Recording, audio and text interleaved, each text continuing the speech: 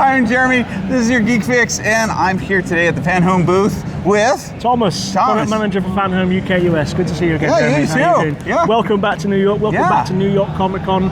Our third time here exhibiting, and a bigger, better stall than ever before. I know last time we talked, you and I talked about the half-scale Spider-Man. Yes. Which was here, and we got a review and things like that. This year, you got some newer things that we talked about last year that weren't there, but now we can see in its full, complete form. You're pointing toward the Darth Vader over here. Darth Vader. Indeed.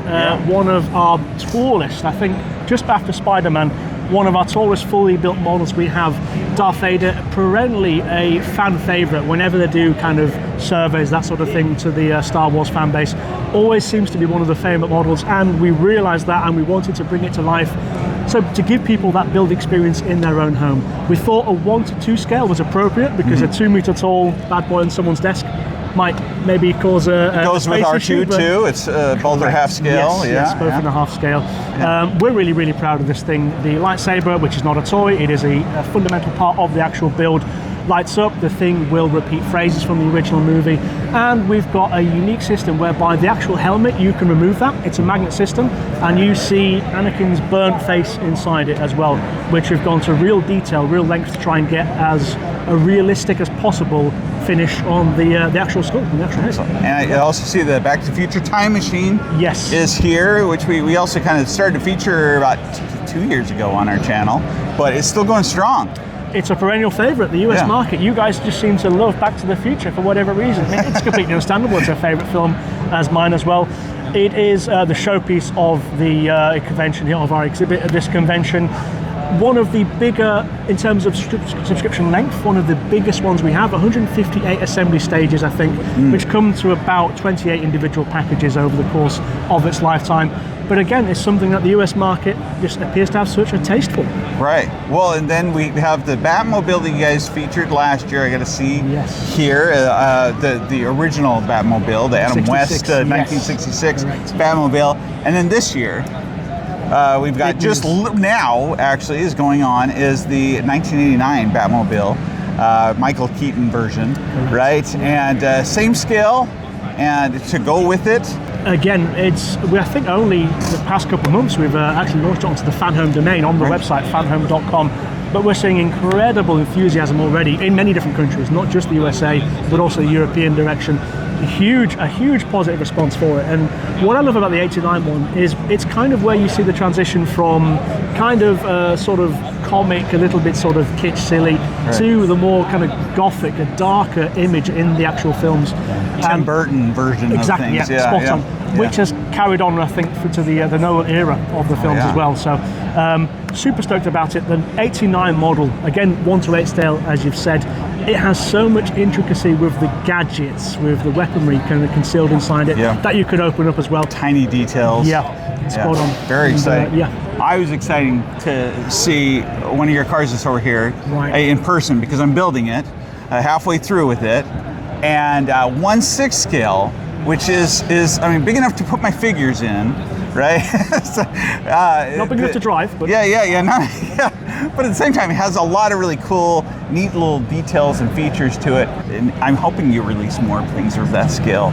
I do see a little spoiler alert, that might be the case. But you've hit the nail on the head there. 1:6 scale gives us greater opportunity to really go into fine details. I mean, quality of products is something that is really integral to us here at fanhome.com. We work closely with all the companies who provide us access to the original content, the blueprints, the film original footage, to make these models come to life. But with something in 1:6 scale, as you've said, gives us an even better opportunity to go into detail. The US market in particular seems to favor big models on a bigger scale. Even down to collectibles. In Europe, 1:43 scale is the norm. The US, generally 1:24 is the minimum standard. So by going bigger, it really appears to be working for the US market, and what a car to do it with as well. The original 1967. It has those realistic seats and all the little details inside of them and things. And of course, I hear something over here too that's also about.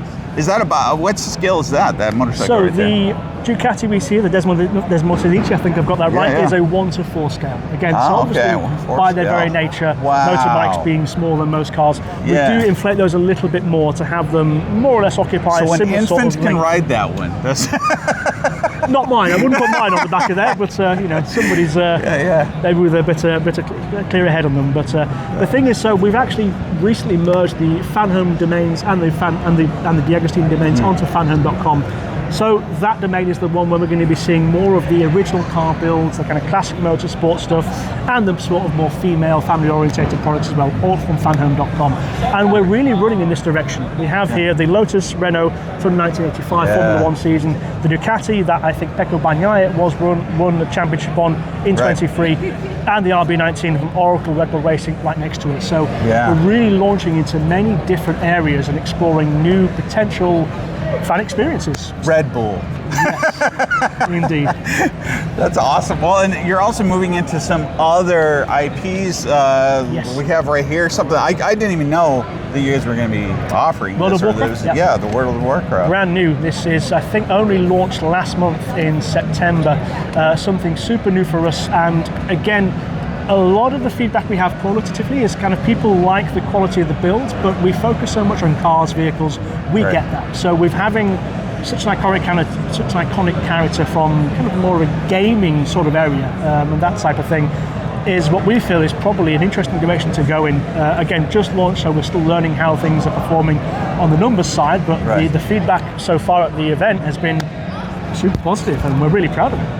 This is a really big display. I think this is much bigger than last year, wasn't it? It is, yeah. This is our biggest so far. And yet, I'll say, I don't think you have everything here. I mean, as big as this is, and as many things are here, I mean, like, not everything you offer is here. Correct, yeah. And so, I mean, that just shows the variety and the breadth of what you guys have and that you have to offer right now. That's everything is 2-year subscriptions still, or depending on the model. Obviously the collectibles come in what we call different dispatches that contain various assembly stages.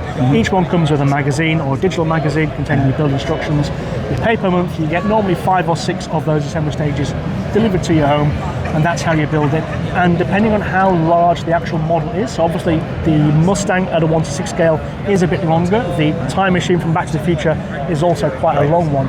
Depending on the model, that determines how long the full subscription is. But generally speaking, a 1.5 to 20 months is about the norm, I think, for the US market.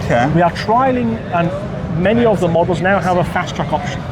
Because again, the feedback we often get from the US market is people want everything as quickly as possible. We of course want to honour that. So the idea of getting something in 11, 12, 13 months rather than 24 or 20 or 18 is something we're trying. So not available on everything yet. The R2 in a 1-year subscription R2, for a period of time there. Yes, Iron Man, the Ford GT 500 is another one, yes. What about some of the stuff over here on the wall? Like, tell us about some of those things that absolutely. Some of your other... That kind of goes back, I think, to the original history, the pedigree of the D'Agostini group. So in the European markets, we were always known for collectible series, not necessarily for build-up models. That just happens to be like what the US books market. and books, atlases and things like that. Collectible figurines that you can see here, which are not always there, you know, series pieces of kit. Correct.